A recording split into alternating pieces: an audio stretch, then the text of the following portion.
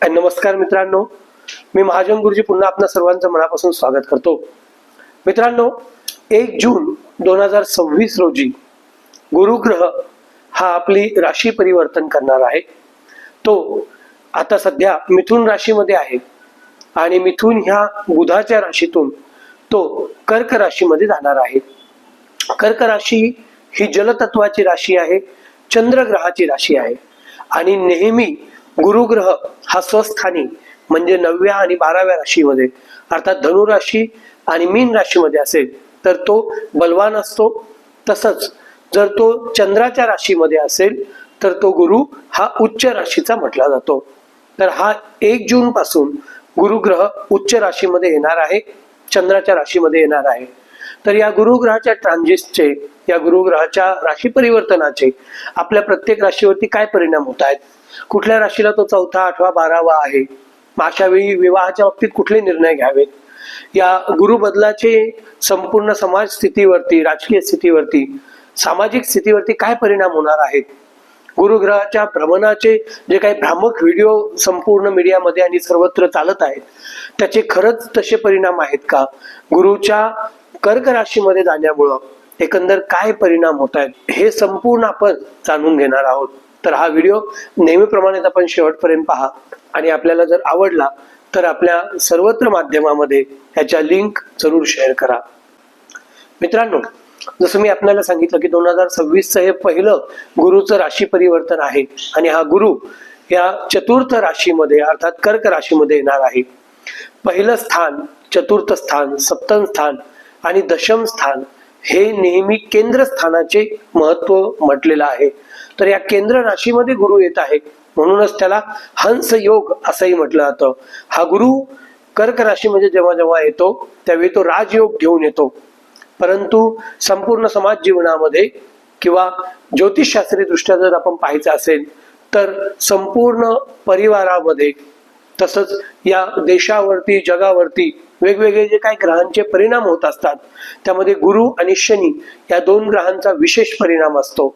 यावेळी गुरु जरी उच्च राशीमध्ये असेल तो धर्माचा मालक आहे, तो मर्यादा, बुद्धी, प्राण, प्रतिष्ठा या सर्व गोष्टींचा तो अधिपती आहे. तर तो चतुर्थ स्थानामध्ये अर्थात केंद्र योगामध्ये येत आहे, हंस योग बनवत आहे, राजयोग बनवत आहे. पण त्याच वेळी कर्मचा अधिपती असणारा जो शनी आहे तो मात्र गुरुच्या राशीमध्ये 12व्या नंबरच्या राशीमध्ये अर्थात मीन राशीमध्ये बसलेला आहे आणि हा शनी मात्र नीच योग उत्पन्न करत आहे. या काळामध्ये धर्माची मान मर्यादा प्रतिष्ठा जरूर वाढेल, परंतु धर्म आणि कर्म यांचा जो संयोग असणार आहे यामध्ये निश्चितपणे प्रतिभिन्नता किंवा विचारामध्ये आणि कृतीमध्ये उत्पन्न होणारी मतभिन्नता किंवा प्रत्यक्ष गोष्ट कृतीमध्ये उतरत असताना उत्पन्न होणारा त्रास हा या काळामध्ये निश्चितपणे नजरेस येणार आहे. या गुरु भ्रमणाचा काळ किती असणार आहे तर 2033 पर्यंत गुरु हा थोडा अतिचारी असणार आहे. अतिचारी ही कन्सेप्ट ज्योतिषशास्त्रात कशी आहे की प्रत्येक ग्रहाचा एक राशी परिवर्तनाचा काळ असतो. जसं चंद्र हा प्रत्येक 2.5 दिवसानंतर एक राशी बदलतो, सूर्यग्रह हा प्रत्येक 1 महिन्यानंतर राशी बदलतो, त्याप्रमाणे गुरुग्रह हा साधारणतः 12 महिने ते 13 महिने हा त्याच्या राशी बदलाचा काळ असतो. म्हणजेच संपूर्ण 12 राशीमध्ये फिरताना गुरुग्रहाला साधारणपणे 12 वर्षाचा काळ लागतो. ह्याच 12 वर्षाला आपण तप बोलतो. कुठलीही गोष्ट जेव्हा तुम्ही कॉन्स्टंटली 12 वर्षापर्यंत करता त्यावेळेस तुम्हाला त्यातलं मास्टरनेस प्राप्त होतो किंवा त्यामध्ये तुम्ही मास्टर बनता असं म्हटलं जातं. म्हणजेच त्यातील सर्वश्रेष्ठ तेज, सर्वश्रेष्ठ बल हे एका तपश्चर्येमुळे म्हणजेच 12 वर्षांनी प्राप्त होतं. परंतु येणाऱ्या काळामध्ये 2033 पर्यंत गुरु हा अतिचारी असणार आहे, त्यामुळे तो प्रत्येक राशीमध्ये संपूर्ण 12 महिने किंवा 13 महिने राहणार नाही. 3-4 महिने एका राशीमध्ये राहील, मग परत वक्री होऊन मागच्या राशीमध्ये येईल, परत मार्गी होऊन अजून जलद गतीने पुढच्या राशीमध्ये जाईल. असंच ह्या गुरुच्या बाबतीमध्ये होत आहे. या 2026 मध्ये 1 जून रोजी गुरु हा कर्क राशीमध्ये जाणार आहे आणि तो 31 ऑक्टोबर 2026 पर्यंत कर्क राशीत राहणार आहे. त्यानंतर तो पुन्हा एकदा पुढच्या राशीमध्ये अर्थात संपूर्ण 30 अंश तो ह्या 5 महिन्यामध्ये पूर्ण करणार आहे आणि तो सिंह राशीमध्ये परिवर्तित होणार आहे.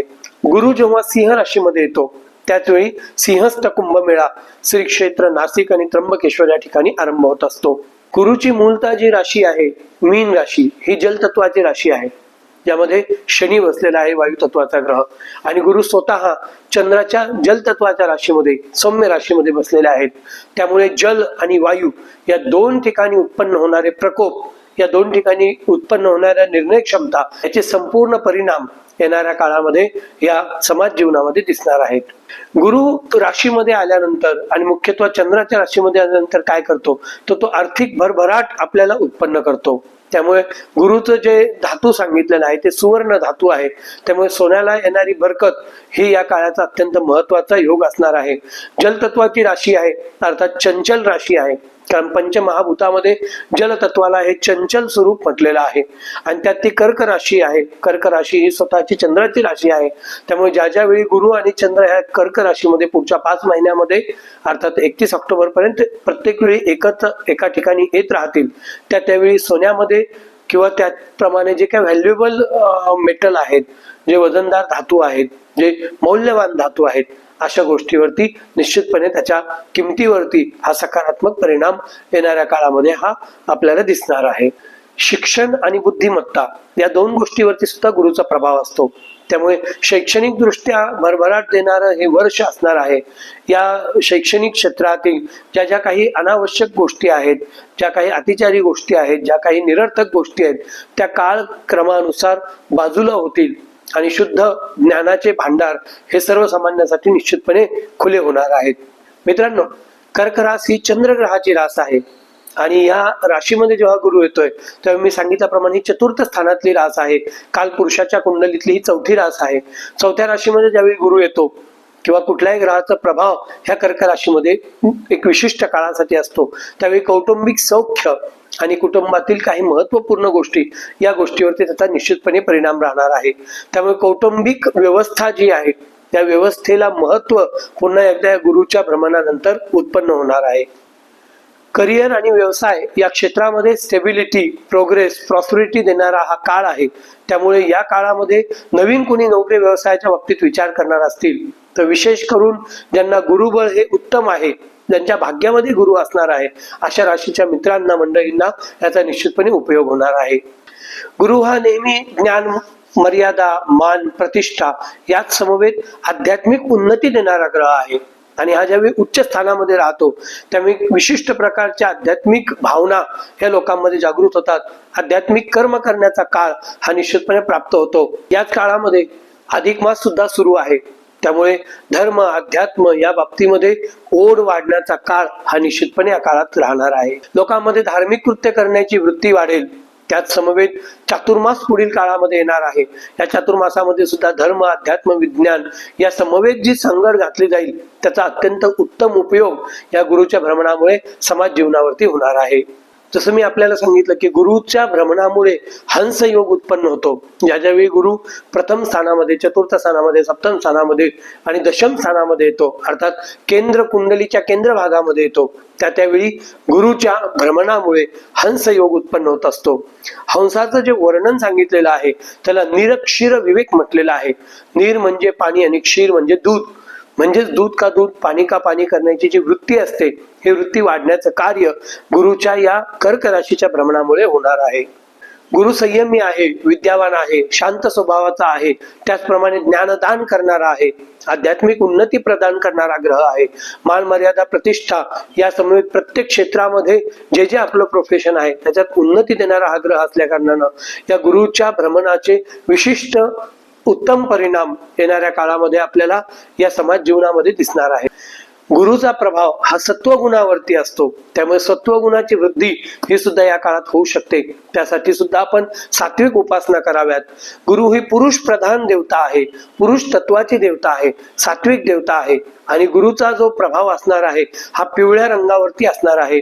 पुष्कराज नावाच्या रत्नावर असणार आहे. पिवळ्या स्वरूपातले धान्य असेल, विशेष करून चण्याची डाळ, या गोष्टीचं दान सुद्धा आपण करू शकता. गुरुतत्वाचं सर्वश्रेष्ठ स्वरूप हे दत्तगुरूंचं म्हटलेलं आहे.